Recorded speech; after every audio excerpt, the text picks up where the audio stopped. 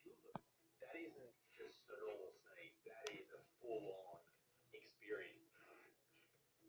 Now, Jack, have you seen this before?